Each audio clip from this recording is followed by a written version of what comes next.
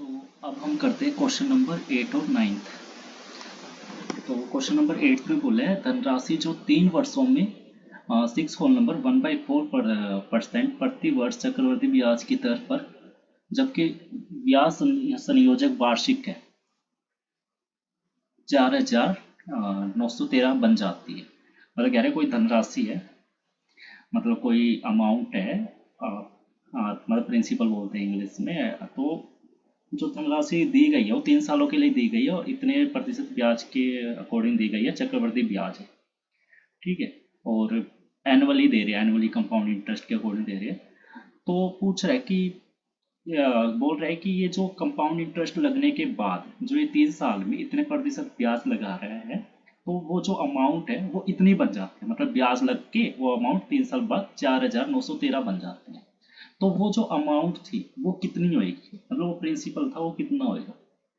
तो हमारा फॉर्मूला क्या होता है अमाउंट का चक्रवृद्धि ब्याज में या फिर कंपाउंड इंटरेस्ट वाले क्वेश्चंस में, P 1 plus R by 100 to the power n, और n यहाँ क्या है, टाइम। अमाउंट कितनी है हमारी, ऊपर कर लेते हैं थोड़ा। अमाउंट हमारी है 4913, इतनी अमाउंट हो जाती है 3 सालों में। P हमें पता नहीं है, ये हमें बताना ही बताना है, ये बतानी है हमें धनराशि बतानी कि कितनी धनराशि दे रहे, तो प्रिंसिपल होता है 1 प्लस R कितना है 6 होल नंबर 1/4 है, तो ये 25/4 हो जाएगा। 6 4 24 प्लस 1 25 अपॉन में 4, ये हो गया। और नीचे देखो ये 100 तो आता ही है और उसकी पावर 3, टाइम कितना है 3 है। तो इसको सोल्व करेंगे कितना आएगा 1 4, तो 1/16 टू द पावर 3। इसको मैं क्या लिख सकता हूँ, एलसीएम वगैरह लोगे तो 17/16 आ जाएगा।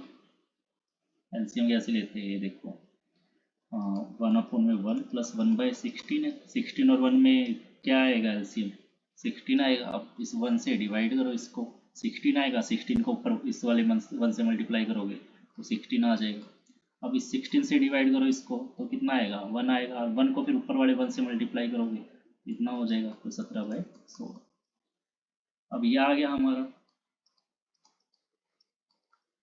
तो P इंटू 17/3 टाइम्स लिखेंगे, ठीक है। अब क्या हो जाएगा, P किसके इक्वल हो जाएगा देखो 4913, 16 इधर मल्टीप्लाई में, तो 4913 के साथ जाके ये डिवाइड में 16 तो इधर आके मल्टीप्लाई में हो जाएगा, और 17 मल्टीप्लाई में तो डिवाइड में हो जाएंगे सभी के सभी। अब 17 से ये कट रहा है, 17 1 जा 17, ये देखो 72 जा 34, यहाँ करके देख लेते हैं 4913 70, ये 34 2 पे गया, फिर क्या रह गया यहाँ पर 5 और 1, ऊपर से 1 कैरी आई। अब ये जाएगा 17 8 जा 136, ये कितना रह जाएगा 11 में से 6 पे 5 1, ऊपर से उतारा 3, अब ये 9 पे गया तो 289 आ गया कट। अब देखो ये 17 1 जा 17, 17 का स्क्वायर क्या होता है 289, तो इतना आ जाएगा, और फिर ये लास्ट वाला भी कट गया। अब क्या रह गया खाली 16 की 3 बार मल्टीप्लाई करोगे तो कितना आएगा, 16 को 16 से करते हैं 256 आता है, 256 की फिर 16 से करोगे तो कितना आएगा 16 6 जा 96, 16 5 जा 80, 80 और 9 89, कैरी 16 2 जा 32, 32 और ये 4096, आंसर क्या आ गया हमारा 4096। तो ये हमारा P आ गया प्रिंसिपल। एक धनराशि को किसी साधारण ब्याज की दर पर 3 वर्षों के लिए निवेश किया गया, यदि ये इसी धनराशि को उसी समय के लिए 1% अधिक साधारण ब्याज की दर पर निवेश किया जाता तो यह धनराशि इतनी अर्जित करती, यह धनराशि इतने रुपए अधिक अर्जित करती, यह धनराशि है। मतलब कह रहे हैं कि पहले किसी साधारण ब्याज पे दिए हो गए कुछ रुपए 3 वर्षों के लिए, तो कुछ मिला होगा ब्याज उनको।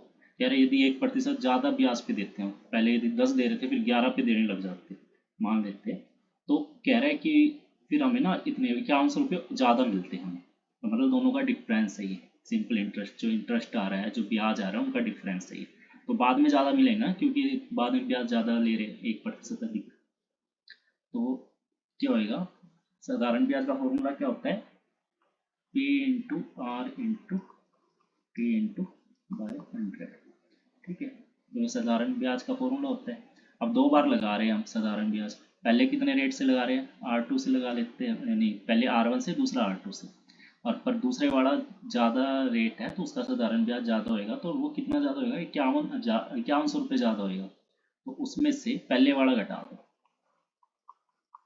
पहले वाले का यही फॉर्मूला होगा, बस R1 अलग है और टाइम दोनों क्या है, सेम है, 3 वर्षों के लिए उसने बोला ना, यदि इसी धनराशि को उसी समय के लिए, इसी धनराशि भी सेम है और टाइम भी सेम है, बस रेट अलग है। तो किसके इक्वल है ये, कितने रुपये अधिक मिलते, 5100।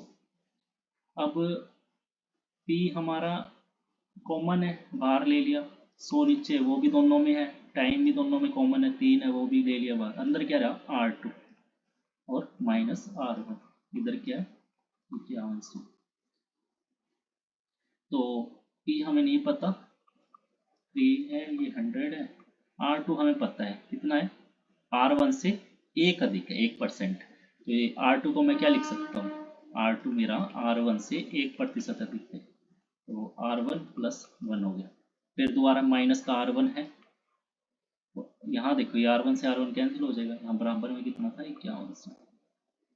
तो अंदर क्या रहा, 1, 1 को इनके साथ मल्टीप्लाई करूँगा तो यही आ जाएगा। तो मेरा P किसके इक्वल हो गया, 100 नीचे है तो उधर आके मल्टीप्लाई में हो जाएगा, 3 मल्टीप्लाई में डिवाइड में हो जाएगा।